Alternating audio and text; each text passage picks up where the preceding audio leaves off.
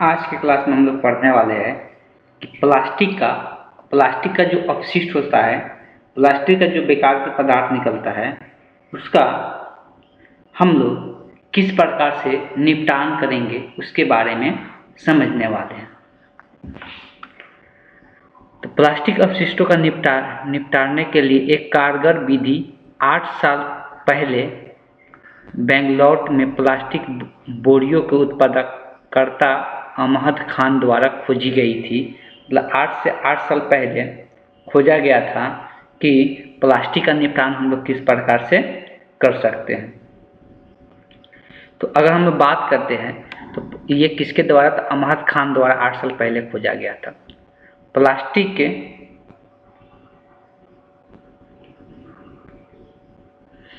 Plastic बोरियों के व्यापार में लगभग 2 दशकों तक लगे रहने वाले 57 वर्षीय मोहम्मद अब्द खान के पुनर्चक्रीय प्लास्टिक का पॉलीब्लेड नामक महीन पाउडर तैयार किया और इस पाउडर का प्रयोग सड़क बनाने में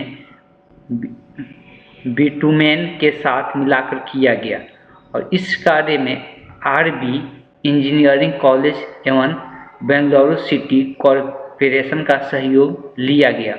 बिटुमेन तथा पॉलीब्लेड के मिश्रण से निर्मित सड़क का जल विस्कर्षण गुण यानी जल से बचे रहने की क्षमता बढ़ जाती है और इसके फलस्वरूप सड़क की उम्र 3 गुनी बढ़ गई। इसके सफलता के बाद कचरा चुनने वाले को जहाँ 40 पैसे प्रति किलोग्राम की दर से मजदूरी मिलती थी, वह बढ़कर 6 रुपये प्रति किलोग्राम हो गई। अब देखो हुआ क्या कि जो प्लास्टिक है उसका कोई काम नहीं दिख रहा था, तो देखा गया अहमद खान द्वारा क्या किया, प्लास्टिक को क्या किया पाउडर बनाया गया और उस पाउडर को क्या किया, जो सड़क बनता है ना उसमें मिलाकर सड़क का निर्माण किया गया। तो देखा गया कि जो सड़क बनता है वो सड़क उसका उम्र जो सीमा है जो खराब होने का वो 3 साल क्या हो गया, बढ़ गया। तो उम्र सीमा उसका 3 साल बढ़ गया।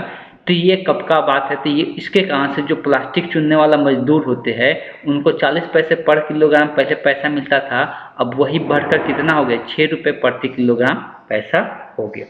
तो इस तरह से ये 2002 का सड़क का लगभग 40 किलोमीटर सड़क का निर्माण किया जा चुका है। ये 2002 का डाटा दिया हुआ है, बहुत पहले का। आज के डेट में तो उसका उपयोग बहुत ज़्यादा मात्रा में भी अब हो रहा होगा। तो इस तरह से प्लास्टिक का निपटान किया जाने लगा। अब जो अस्पताल में अपशिष्ट निकलता है उसका निपटान कैसे किया जाता है उसके बारे में यहाँ पे चर्चा किया जाए। जो अस्पताल में जितना भी बेकार के पदार्थ निकलते हैं उसका निपटान कैसे हम लोग करते हैं।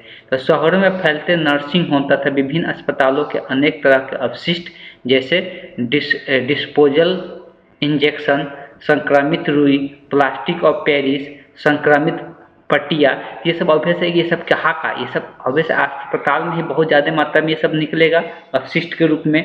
रक्त, मानव शरीर से कटे हिस्से, तो ये सब अपशिष्ट है, ठीक है। विभिन्न दवाइयाँ प्रतिदिन निकलते हैं जिन्हें जहाँ तहाँ फेंक दिए जाते हैं और इनके साथ साथ अनेक हानिकारक सूक्ष्म जीव भी इन अपशिष्टों के साथ वायुमंडल में क्या हो जाते हैं, फैल जाते हैं अगर इधर उधर फेंक दिया जाता है, जो मानव या अन्य जानवरों के लिए रोग के कारण बन जाता है। तो ये मानव और अन्य जानवरों के लिए भी क्या होता है, रोग का कारण बन जाता है। इन अपशिष्टों का समुचित निपटारा करना आवश्यक है और इन अपशिष्टों को एकत्रित कर भस्मक या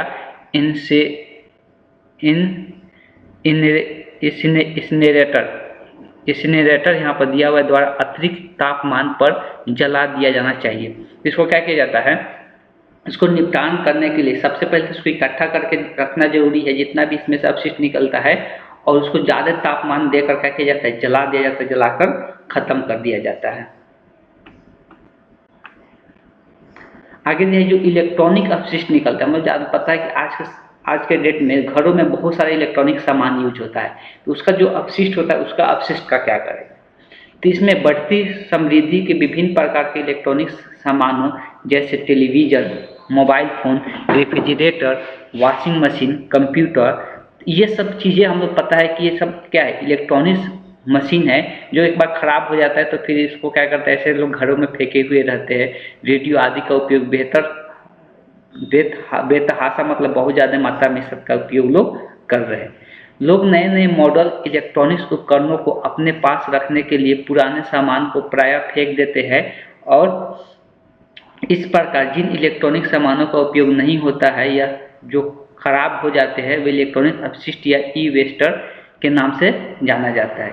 ये विषैले भी होते हैं, अगर इधर उधर फेंक देते हैं तो ये तो विषैले भी होते हैं, इसको कहीं पर ऐसे नहीं फेंकना चाहिए। विकसित देशों में उत्पन्न होने वाले अधिकांश इलेक्ट्रॉनिक अपशिष्ट विकासशील देश से, जैसे खासकर भारत, पाकिस्तान। अब देखो, विकसित जो पूरी तरह से विकसित हो चुका है उसको हम लोग कहते हैं विकसित देश, और जो भी विकास कर रहा है उसको हम लोग विकासशील देश कहते थे। विकासशील देश में भारत भी आता है, पाकिस्तान, चीन निर्यात कर दिए जाते हैं, जिससे विकासशील देशों में इसका समस्या बहुत बढ़ जाती है। अब देखो, बताया जा रहा है कि जो विकसित देश है वो सब क्या करता है, इस इलेक्ट्रॉनिक्स अपशिष्टों को निर्यात कर देता है, निर्यात कर दिया जाता है। कहाँ पर? भारत, पाकिस्तान, चीन जैसे, और जिसमें विकासशील देशों में इसकी समस्या क्या हो जाती है, बहुत ज़्यादा बढ़ जाती है अगर वहाँ पर निर्यात किया जाता है तो।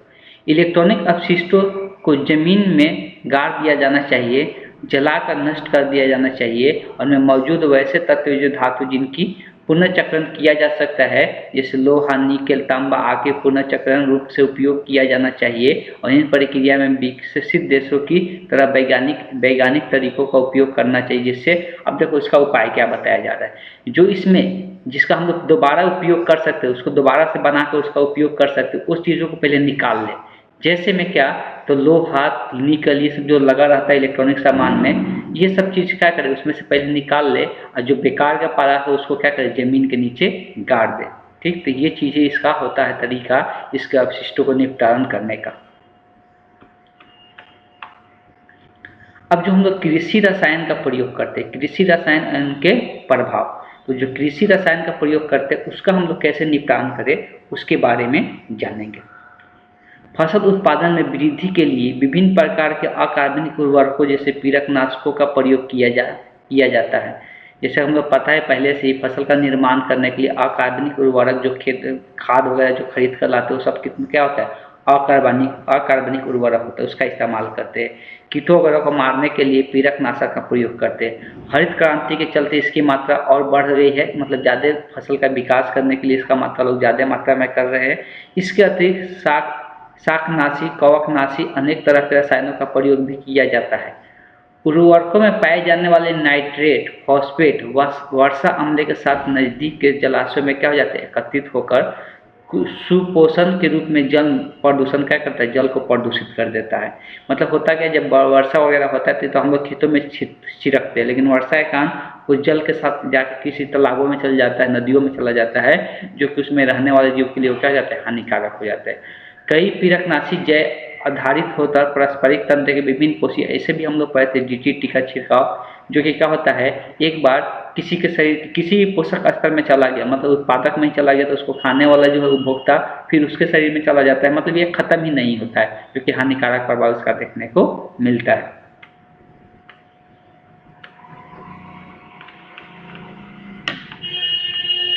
आगे दिया जैव खेती या कार्बनिक खेती के बारे में। तो जैविक खेती होना चाहिए और कार्बनिक खेती होना चाहिए। इसके लिए हम लोग क्या चीज़ें दिया, खेती का वह पद्धति जिसमें रासायनिक उर्वरक, पीड़कनाशक तथा अन्य रसायनों का कम से कम उपयोग बिल्कुल ना करें या बहुत कम उपयोग करें, और पूरी तरह से हम लोग क्या करें, कार्बनिक खेती करें। कहने का मतलब जो भी रसायन वगैरह यूज करते हैं वो सब का उपयोग नहीं होना चाहिए, और कार्बनिक खेती पर ज़्यादा जोर देना चाहिए। कार्बनिक खेती हम लोग किस प्रकार से कर पाए, इस प्रकार खेती में पेड़ पौधे का अपशिष्ट, जानवरों का मल मूत्र, कृषि अपशिष्ट आदि कार्बनिक पदार्थों का उपयोग कर मृदा का उर्वरकता क्या किया जाता है, बढ़ाया जाता है। इसमें खाद वगैरह किसी भी चीज़ का जरूरत नहीं है। जो मल मूत्र होता है जानवरों का या पेड़ पौधा का जो अपशिष्ट निकलता है, पेड़ पौधा का अपशिष्ट का मतलब ये होता है कि जो लकड़ी सड़ने गलने वाला रहता है, या मतलब पूला वगैरह जो बोलते हैं आम भाषा में, या हम लोग जो भी डांट वगैरह काट के इधर उधर फेंकते हैं उसको क्या करें, खेतों में सड़ा गला दे, तो उससे भी क्या होता है, उर्वरकता क्या हो जाता है, मिट्टी का बढ़ जाता है। तो यही काम करना चाहिए मिट्टी की उर्वरकता बढ़ाने के लिए। तो इसलिए हम लोग क्या करते हैं, कार्बनिक खेती करते हैं, गोबर वगैरह का यूज करते हैं उर्वरकता बढ़ाने के लिए मिट्टी का। तो इसको हम लोग कार्बनिक खेती करते हैं जब हम लोग कोई भी रसायन का प्रयोग न करें।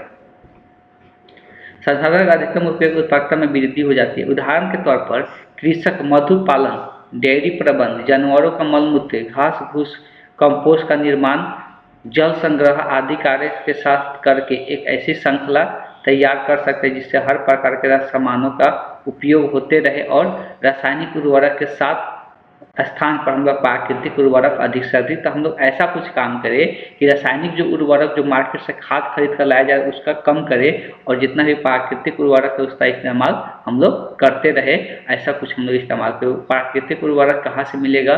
तो डायरी प्रबंध जहाँ पे होता है, जिसका जानवरों का मल मूत्र घास फूस ये सब को इकट्ठा करके हम लोग क्या कर सकते हैं, प्राकृतिक उर्वरक बना सकते हैं और खेतों में डाल सकते हैं। ठीक, कंपोस्ट के निर्माण के साथ साथ इसमें निकलने वाले बायोगैस से फार्म ऊर्जा की जरूरत भी पूरी हो सकती है और इस प्रकार की एकत्रित जैव खेती अपशिष्ट पूर्ण उपयोग। अब देखो बोला जा रहा है कि जब हम लोग कंपोस्ट बनाते हैं, वही हम लोग जो उर्वरक बनाते हैं तो एक गड्ढा में डाल दें, सारा उर्वरक जितना भी अपशिष्ट है, मल मूत्र है, घास फूस है, सब एक गड्ढा में डाल के रखें और उसको बंद कर दिया जाए। तो ये जब इसका उर्वरक के रूप में अपघटित होते रहता है तो इससे एक गैस बाहर निकलता है और उस गैस को हम लोग अलग ऊर्जा के रूप में उपयोग कर सकते हैं, जलावन के रूप में उपयोग कर सकते हैं। उस गैस से हम लोग उसको बायोगैस के नाम से भी जानते हैं। तो उसका भी हम लोग पीछे हम लोग चर्चा किए थे। विभिन्न प्रकार के कीटों को नष्ट करने के लिए नीम की पत्तियों का उपयोग किया जाना चाहिए। हम लोग कीटों का नष्ट करने के लिए क्या करते हैं, हम लोग कीटों का नष्ट करने के लिए पीड़कनाशक हम लोग दवाई रसायन छिड़काव करा देते हैं। उसका उपयोग नहीं करके हम लोग नीम का पत्ती का इस्तेमाल कर सकते हैं। फसलों को वैसी प्रजातियाँ उगाई जाती है जो कीट प्रतिरोधी है। चाहिए ऐसा हम लोग फसल का निर्माण करें कि जो कीट प्रतिरोधी हो, मतलब खुद कीटों को क्या करें, खत्म कर दे अगर उस पर कीट बैठे तो। इस प्रकार से भी हम लोग क्या कर सकते हैं, कार्बनिक खेती का समस्या को दूर कर सकते हैं। मतलब कार्बनिक खेती आसानी से हम लोग कर सकते हैं, कहने का मतलब ये है। और कार्बनिक खेती ही करने का हर एक को सलाह देनी चाहिए।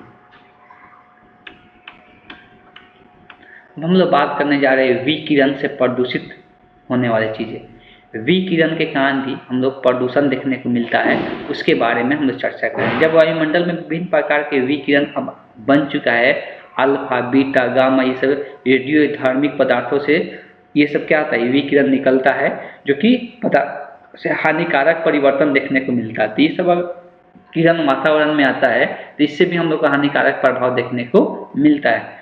तो उसे विकिरण प्रदूषण हम लोग के नाम से जानते हैं। प्राकृतिक स्रोतों से मिलने वाले विकिरण जैसे पौधों और जंतुओं को नुकसान होता ही है, लेकिन विभिन्न प्रकार के मानवीय क्रियाकलाप से रेडियोधर्मी पदार्थों का उत्सर्जन होता है जो सभी जीवन दानियों तंत्रों, हवा, पानी और मृदा दूषित हो जाते हैं। अब देखो ये तो हम लोग अपने फायदा के लिए हम लोग ये सब किरण का इस्तेमाल करते हैं, अलग अलग इलाज में भी लोग करते हैं ये सब किरण का इस्तेमाल। तो ये रेडियोधार्मिक पदार्थों से निकलता है, लेकिन इससे बहुत सारी चीज़ों को नुकसान भी होता है। पेड़ पौधा का नुकसान होता है, ठीक है, हवा पानी भी दूषित होने लगता है इससे। ये सब चीज़ें ध्यान में रखना चाहिए। रेडियोधार्मिक प्रदूषक को स्वरूप एक प्रभाव दूसरे प्रकार के प्रदूषकों से भिन्न होते हैं। मतलब अगर दूसरा प्रकार के जो प्रदूषक होते हैं उससे ये थोड़ा अलग होते हैं। रेडियोधार्मिक पदार्थों के परमाणु केंद्रक से टूटने से अल्फा कण, इलेक्ट्रॉन, बीटा कण और गामा किरणें निकलते हैं। हम लोग पढ़े भी थे कि जब किसी परमाणु के केंद्रक नाभिक को तोड़ा जाता है, तोड़ करके ये सब कणों का निर्माण होता है, ये सब विकिरण का निर्माण होता है।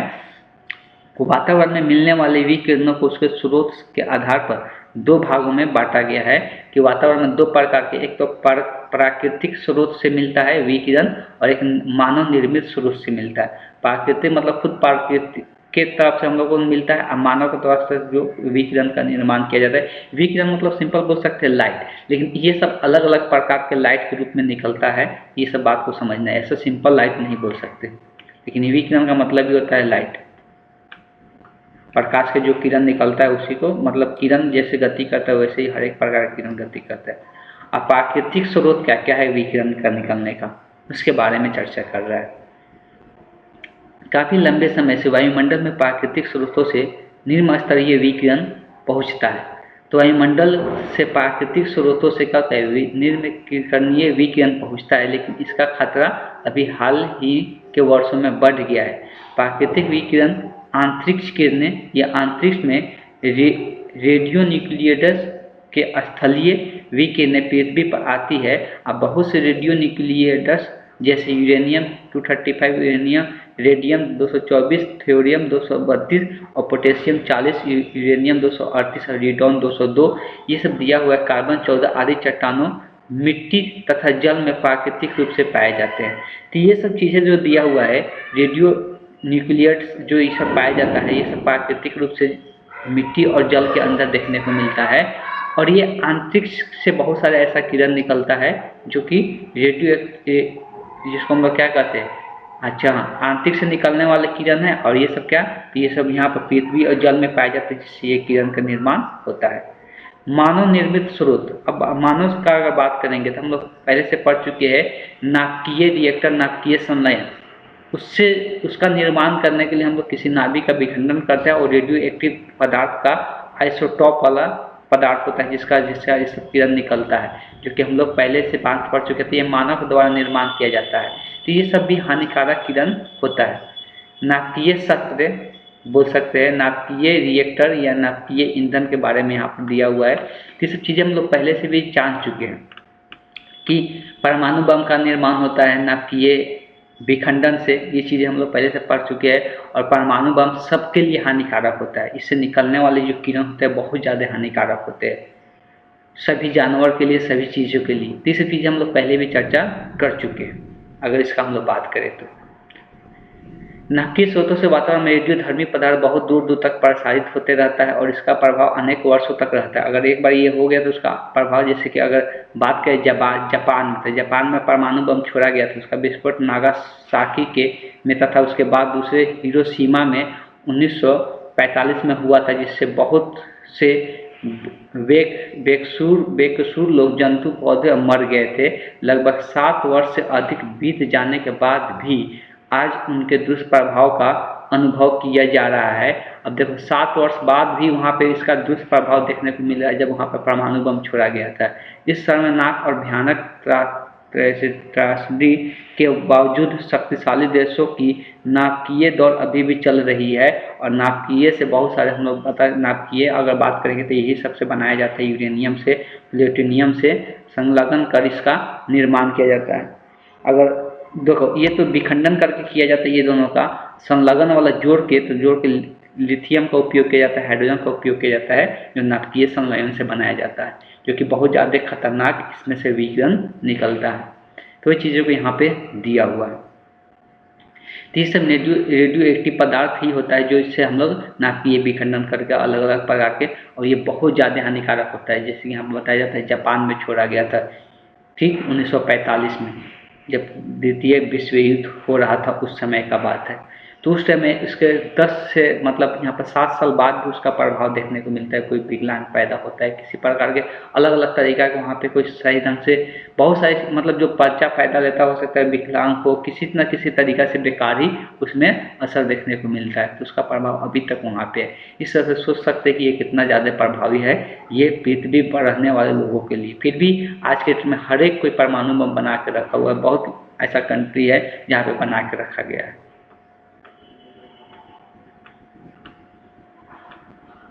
नाभिकीय रिएक्टर के बारे में पढ़े थे, जिससे नाभिकीय ईंधन का निर्माण होता है। लेकिन उसमें क्या होता है, कंट्रोल लेवल लगा रहता है, कंट्रोल करके रखा गया रहता है, जो ज़्यादा उसमें विखंडित ना हो उसको रोक के रखा हुआ गया रहता है। इसके बारे में हम लोग पहले से भी चर्चा कर चुके हैं। इससे हम लोग रेडियो एक्टिव पदार्थ से भी हम लोग देखे थे कि अल्फा कण, बीटा कण, गामा कण का किरण का निर्माण होता है। ये सब चीज़ें भी हम लोग देखे थे। अलग अलग चीज़ों में इसका इस्तेमाल भी किया जाता है। रेडियो एक्टिव पदार्थ वर्षा जल के साथ गंदे पानी में बहकर नदियों और झीलों में आ जाते हैं और इन आइसोटॉप और रेडियो एक्टिव आयोडीन तथा फास्फोरस सलाइन मल सूक्ष्मजीवों में एकत्र हो जाते हैं, जो मछली और अन्य जलीय जीवों के लिए क्या होता है, मनुष्य तक पहुंच जाते हैं। अब देखो ये सबसे पहले मछली वगैरह में जाएगा, और मछली वगैरह खाएंगे मनुष्य तो उनके शरीर में भी ये सब क्या होने लगेगा, पदार्थ जाने लगता है।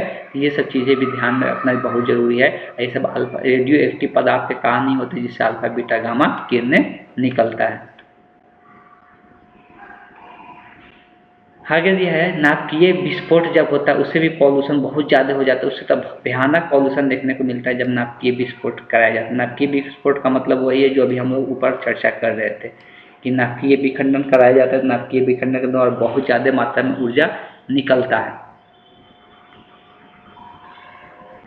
नाभिकीय विस्फोट अमेरिका, रूस, चीन, फ्रांस, इंग्लैंड जैसे देशों में पिछले दशकों में समुद्रों के जल के अनेक नाभिकीय टेस्ट किए जिसके फलस्वरूप समुद्रों के जल में स्ट्रोंशियम 90, सीजियम 137, कार्बन 14, टिटेनियम जैसे घातक रासायनिक पदार्थों का मात्रा बढ़ गई। अब देखो बात करते हैं, जब भी नाभिकीय जो भी चीज़ बनाते हैं, नाभिकीय टेस्ट लोग करते हैं, जो भी चीज़ बनाते हैं परमाणु बम का निर्माण किए, उसका टेस्ट करने के लिए कहाँ पे छोड़ते हैं लोग, तो समुद्र के अंदर छोड़ते हैं। और जब समुद्र के अंदर छोड़ा जाता है तो ऑब्वियस है कि उसमें क्या होता है, ये स्ट्रोंशियम, सीजियम ये सब के मात्रा क्या होता है, समुद्र के अंदर बढ़ जाता है।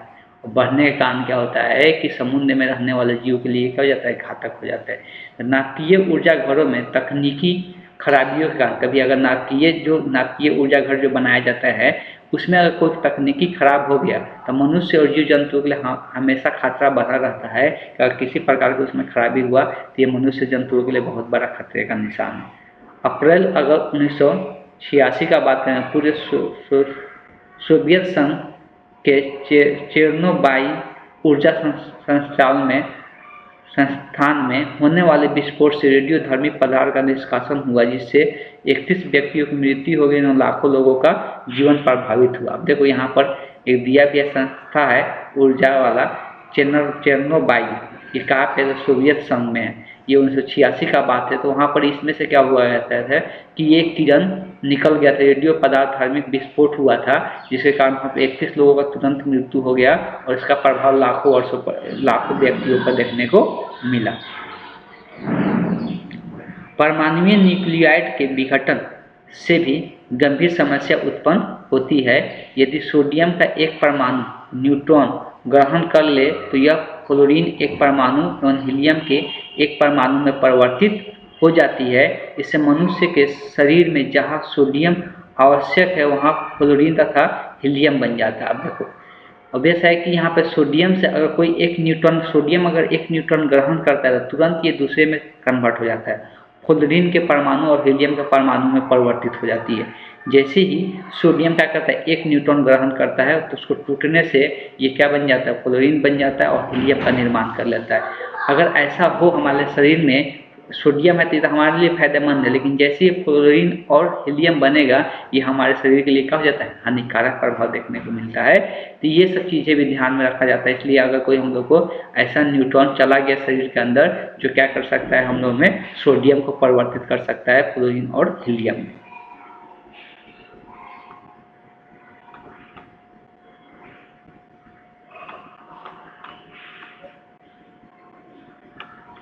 अब अगर विकिरण का प्रभाव का बात करें, विकिरण प्रदूषण का प्रभाव क्या क्या देखने को मिलता है, तभी ऊपर में भी हम लोग चर्चा कर ही लिए।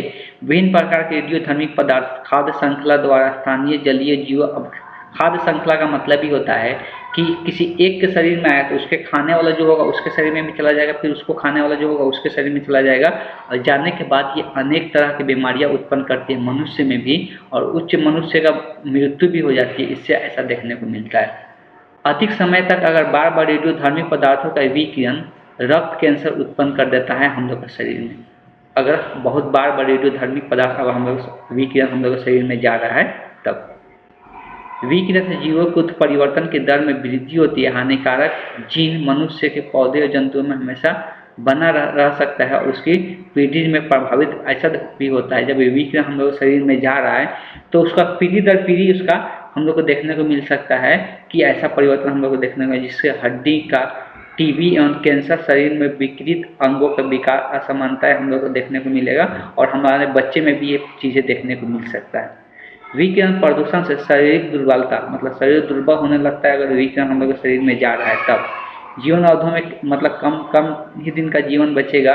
डीएनए, आरएनए, प्रोटीन, प्लाज्मा का आदि हानि पहुंचाता है। ये डीएनए को प्रभाव करता है, आरएनए को प्रभाव करता है, कलीहा को, स्प्लीन जो होता है हम लोग शरीर में, उस सबको ये क्या करता है, प्रभावित करता है। पराबैंगनी किरण के बारे में पहले से ही चर्चा कर चुके हैं, जो कि सूर्य के प्रकाश से ये मिलता है। अगर ओजोन परत हट जाती है ज़्यादा मात्रा में पृथ्वी पर आता है, और जब हमारे पृथ्वी पर आएगा तो सबसे पहले हम लोग त्वचा वाले रोग हम लोग को देखने को मिलता है। रेडियोधर्मी विकिरण के बंध्यता और दृष्टि दोष, डिस्ट्रीटोस भी उत्पन्न होता है, ठीक है। फेफड़ों में रसौली उत्पन्न होने लगता है, ट्यूमर होने से घाव होने लगता है, ये सब चीज़ें देखने को मिलता है। नाभिकीय विस्फोट के स्ट्रोफिशियर में स्थित सुरक्षा परत ओजोन, अब देखो रेडियो एक्टिव से ही ओजोन परत का भी नष्ट होने की संभावना रहती है। और जब ये ओजोन परत नष्ट होने की संभावना के बारे में हम लोग पहले से चर्चा कर चुके हैं, जिसके कारण क्या हो सकता है, विकिरण जो यूवी रेडिएशन होता है वो हमारे पृथ्वी पर आ सकता है। जैसे हमारे पृथ्वी पर आएगा हम लोग के लिए ये भी हानिकारक होता है। पहले भी इसके बारे में हम लोग चर्चा कर चुके हैं, किस प्रकार का हानिकारक प्रभाव डालता है। विकिरण प्रदूषण को अब किस प्रकार से हम लोग नियंत्रित करें, इसके बारे में हम लोग को चर्चा करना है। ठीक, तो यहाँ से हम लोग क्या करेंगे, नियंत्रित करने वाले चर्चा हम लोग अगले क्लास में करेंगे। हो सकता है कि अगले क्लास में कितना बचा हुआ, नहीं अभी 2 क्लास हो सकता है, 2 क्लास लगे इसको ख़त्म करने में, 1-2 क्लास और लगेगा, उसके बाद ये बायोलॉजी जो होगा कंप्लीट हो जाएगा। आज क्लास को हम यहीं पे एंड करते हैं।